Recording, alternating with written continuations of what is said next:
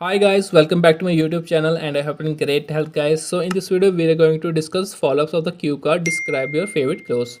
I have already uploaded the sample answer of this cue card guys. तो अगर आपने उसको प्रिपेयर नहीं किया अभी तक तो उसका लिंक आपको डिस्क्रिप्शन बॉक्स में मिल जाएगा, आप उसको भी चेकआउट कर सकते हैं.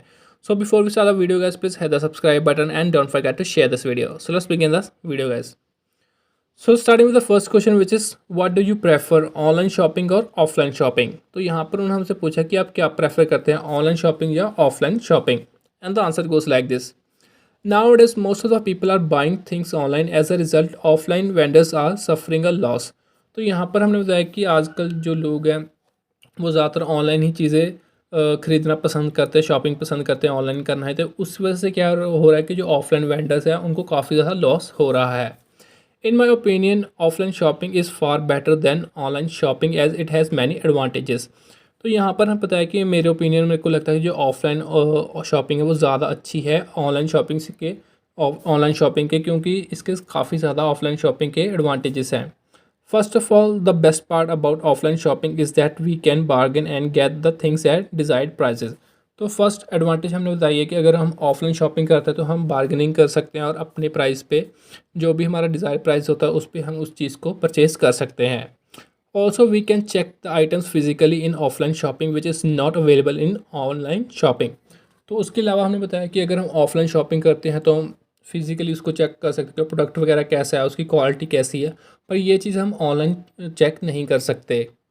Also, local vendors get employment, which improves the economy. Hence, I prefer buying things through traditional shopping. तो यहाँ पर हमने बताया कि जो ऑफलाइन अगर हम शॉपिंग करते हैं तो वेंडर्स को एम्प्लॉयमेंट मिलती है जिससे कि इकनॉमी इंप्रूव होती है. तो इसी वजह से क्या है कि मैं प्रेफर करता हूँ ऑफलाइन शॉपिंग. मूविंग है to the second question which is which things do you keep in mind while buying a dress. तो यहाँ पर उन्होंने हमसे पूछा कि आप कौन सी चीज़ें माइंड में रखते हो जब आप कोई भी नई ड्रेस वगैरह या कोई नया क्लोथ वगैरह खरीदते हो. And the answer is a dressing sense defines our personality. I always want my body language to highlight reference about occasion and place. तो यहाँ पर हमने बताया कि जो हमारी ड्रेसिंग सेंस होती है वो हमारी पर्सनैलिटी को डिफ़ाइन करती है और हमेशा मेरी एफर्ट होती है कि जो मेरी बॉडी लैंग्वेज है वो हाईलाइट करे कि रिस्पेक्ट हाईलाइट करे उस ओकेजन को लेकर और उस प्लेस को लेकर. रेवरेंस का मतलब होता है feeling of respect. So colours and patterns make a difference and of course price should be compare to make the final decision. तो यहाँ पर हमने बताया कि जो कलर्स होते हैं या पैटर्न्स होते हैं वो भी एक इंपॉर्टेंट रोल प्ले करते हैं, उससे भी डिफरेंस आते हैं. और ऑफ कोर्स मोस्ट इंपॉर्टेंटली जो प्राइसेस होते हैं उसको भी कंपेयर करना चाहिए जब हमने कोई भी फाइनल करना है किसी बजट को. तो कोई भी ड्रेस अगर हमने खरीदी है तो उसका जो भी प्राइस होता है उसको हमें कंपेयर करना चाहिए पहले.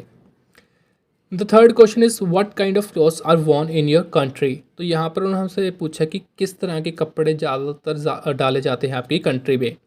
And the answer is as my country is diverse and follows every significant event and religion clothes are worn accordingly. तो यहाँ पर हमने बताया कि जो मेरी कंट्री वो बहुत ही डाइवर्स है और फॉलो करती है हर इंपॉर्टेंट इवेंट को.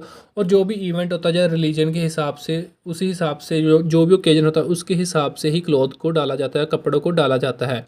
Moreover, in my generation, trends are given importance while in festivals traditional clothes are worn. तो यहाँ पर हमें बताया कि जो हमारी जनरेशन है आजकल की जनरेशन उसमें क्या ट्रेंड को काफ़ी ज़्यादा इंपॉर्टेंस दी जाती है, बट जब बात आती है फेस्टिवल्स की तो ट्रेडिशनल क्लोथ्स को ही ज़्यादातर डाला जाता है. So moving ahead to the fourth question which is does your dressing style describe your personality. तो यहाँ पर उन्होंने हमसे पूछा कि जो आपकी ड्रेसिंग स्टाइल होता है क्या वो आपकी पर्सनैलिटी को डिस्क्राइब करती है या नहीं. And the answer is definitely it does. I like to make sense of the place and purpose in accordance with my dress. तो यहाँ पर हमने बताया कि बिल्कुल जो हमारी ड्रेसिंग स्टाइल होती है वो हमारी पर्सनैलिटी को डिस्क्राइब करती है और मैं भी जो भी ओकेजन होता है या प्लेस होती है या जो भी पर्पस होता है उस हिसाब से ड्रेसिंग करना पसंद करता हूँ. And the last question is should school uniforms be compulsory. तो यहाँ पर उन्होंने हमसे पूछा कि जो स्कूल यूनिफॉर्म्स होते हैं क्या उसको कंपलसरी होना चाहिए या नहीं. And the answer is school are place where discipline is taught along with the academics and sports. तो यहाँ पर हमने बताया कि स्कूल एक ऐसी जगह है जहाँ पर हमें डिसिप्लिन सिखाया जाता है एकेडमिक्स के साथ और उसके साथ हमें स्पोर्ट्स भी सिखाई जाती हैं.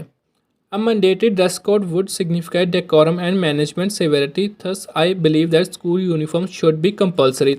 तो यहाँ पर हमें बताया कि जो ड्रेस कोड है वो मैंडेटरी होना चाहिए क्योंकि वो दर्शाता है कि डेकोरम को दर्शाता है और जो मैनेजमेंट सेवेरिटी होता है उसकी सीरियसनेस को भी बताता है.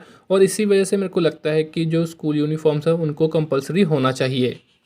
सो दैट्स इट गाइस, ये थे हमारे follow-ups regarding this Q card. So before you exit the video guys, please hit the subscribe button and don't forget to share this video, and I will catch you in the next one. Till then, take care and good luck with the preparation guys. Thank you.